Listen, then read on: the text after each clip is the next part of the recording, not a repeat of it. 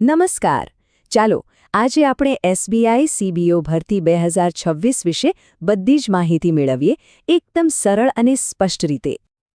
તો વાત કરીએ સ્ટેટ બેંક ઓફ ઇન્ડિયાની, જે બેન્કિંગ સેક્ટરમાં, જેમાં આપણે સૌ જાણીએ છીએ, એક ખૂબ મોટું નામ છે અને એમના તરફથી એક બહુ મોટી તક આવી છે. જુઓ, આંકડો છે 2050. એસબીઆઈએ દેશભરમાં સર્કલ બેઝડ ઓફિસરની 2050 જગ્યાઓ માટે ભરતી જાહેર કરી છે. હવે ઘણાને સવાલ થશે કે આ સર્કલ બેઝડ ઓફિસર એટલે શું? તો આનો સીધો અર્થ એ છે કે જે તે રાજ્ય કે સર્કલમાં જ નિમણૂક મળશે. મતલબ કે જે લોકો પોતાના જ રાજ્યમાં રહીને બેન્કિંગમાં કારકિર્દી બનાવવા માગે છે, એમના માટે આ એક સુવર્ણ તક છે કહી શકાય. તો ચલો આ ભરતીની ઊંડાણપૂર્વક વાત કરીએ. આપણે આ મુદ્દાઓ પર એક પછી એક નજર નાખીશું. ચાલો સૌથી પહેલાં તો એ જાણી લઈએ કે કઈ તારીખો મહત્વની છે અને આ ખાલી જગ્યાઓ ક્યાં ક્યાં છે. અહીંયા એક વાત પર ખાસ ધ્યાન આપવા જેવું છે. અરજી કરવાનો સમયગાળા બહુ લાંબો નથી, એટલે ફટાફટ અરજી કરવી પડશે. છેલ્લી ઘડીની રાહ જોવામાં સમજદારી નથી. તો સવાલ એ છે કે આ 2000થી પણ વધારે જગ્યાઓ છે, તો એ કયા રાજ્યોમાં છે? આ ટેબલમાં આપણે જોઈ શકીએ છીએ કે સૌથી વધુ ખાલી જગ્યાઓ કયા સર્કલમાં છે. મહારાષ્ટ્ર, ઉત્તર પ્રદેશ, પશ્ચિમ બંગાળ અને હા, ગુજરાતમાં પણ 1944 જગ્યાઓ છે. આના પરથી એક વાત તો સ્પષ્ટ થાય છે કે જે તે રાજ્યની સ્થાનિક ભાષાનું જ્ઞાન હોવું કેટલું જરૂરી છે. ચાલો હવે આગળ વધીએ. એ જોઈએ કે આ પદ માટે કોણ અરજી કરી શકે છે, મતલબ કે લાયકાતના માપદંડ શું છે. તો જુઓ, અરજી કરવા માટે મુખ્યત્વે 4 બાબતો જરૂરી છે.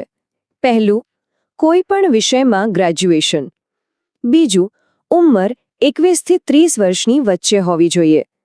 ત્રીજું, અને આ બહુ મહત્વનું છે, કોઈ પણ શેડ્યુલ્ડ બેંકમાં ઓફિસર તરીકે ઓછામાં ઓછો 2 વર્ષનો અનુભવ. અને ચોથું, જે રાજ્ય માટે અરજી કરો છો ત્યાંની સ્થાનિક ભાષા આવડવી જોઈએ.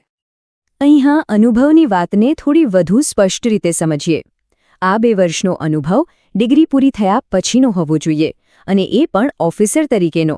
અને એ પણ આરબીઆઈ દ્વારા માન્ય કોઈ શેડ્યુલ્ડ કોમર્શિયલ બેંક કે પછી રિજનલ રૂરલ બેંકમાં.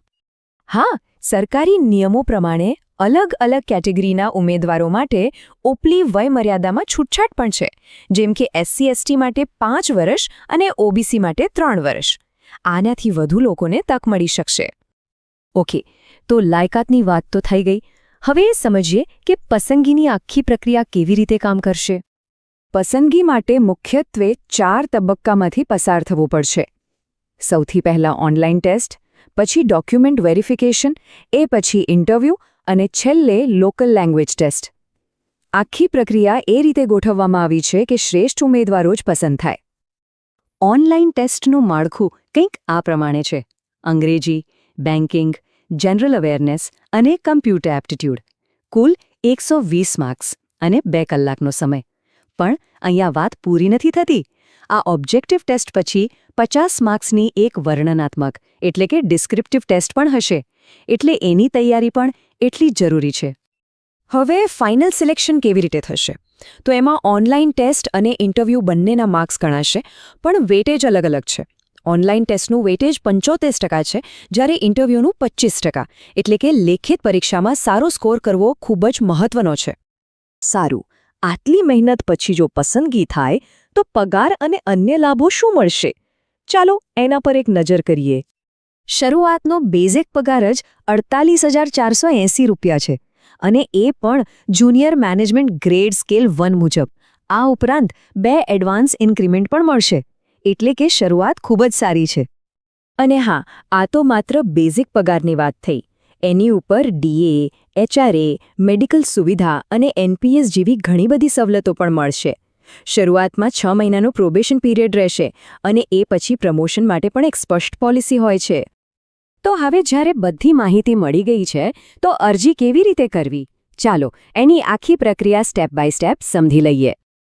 અરજી ફીની વાત કરીએ તો જનરલ, OBC અને EWS કેટેગરી માટે 750 રૂપિયા છે, જ્યારે SC/ST અને PWD કેટેગરીના ઉમેદવારો માટે કોઈ ફી નથી. ફી ઓનલાઈન ભરી શકાશે. અરજી કરવાની પ્રક્રિયા ખૂબ જ સરળ છે. એસબીઆઈની કેરિયર્સ વેબસાઇટ પર જવાનું, રજિસ્ટ્રેશન કરવાનું, જરૂરી ડોક્યુમેન્ટ્સ અપલોડ કરવાના, ફોર્મ ધ્યાનથી ભરવાનું, ફી ભરવાની અને છેલ્લે ફોર્મ સબમિટ કરીને એની પ્રિન્ટ કાઢી લેવાની. અહીંયા એક ખાસ વાત, અરજી કરતા પહેલાં આ બધા જ ડોક્યુમેન્ટ સ્કેન કરીને તૈયાર રાખવા, જેમ કે ફોટો, સહી, આઈડી પ્રૂફ, એજ્યુકેશન અને એક્સપિરિયન્સના સર્ટિફિકેટ્સ. આ બધું તૈયાર હશે તો અરજી કરવાની પ્રક્રિયા ફટાફટ અને ભૂલ વગર પૂરી થશે. ઘણીવાર ડોક્યુમેન્ટ્સ બરાબર ન હોવાથી અરજી કેન્સલ પણ થઈ જતી હોય છે, એટલે આ બાબતે સાવચેતી રાખવી. તો બધી જ વિગતો હવે આપણી સામે છે. સવાલ એ છે કે શું આ તકને ઝડપીને બેન્કિંગ કારકિર્દીમાં એક નવું પગલું ભરવા માટે તૈયાર છો? વધુ જાણકારી માટે અને ઓનલાઈન અરજી કરવા માટે એસબીઆઈની ઓફિશિયલ કરિયર્સ વેબસાઇટ sbi.co.in/web/careers ની મુલાકાત જરૂર લેજો. અને હા, અંતિમ તારીખ પહેલાં અરજી કરવાનું ચૂકશો નહીં. સૌને ખૂબ ખૂબ શુભેચ્છાઓ.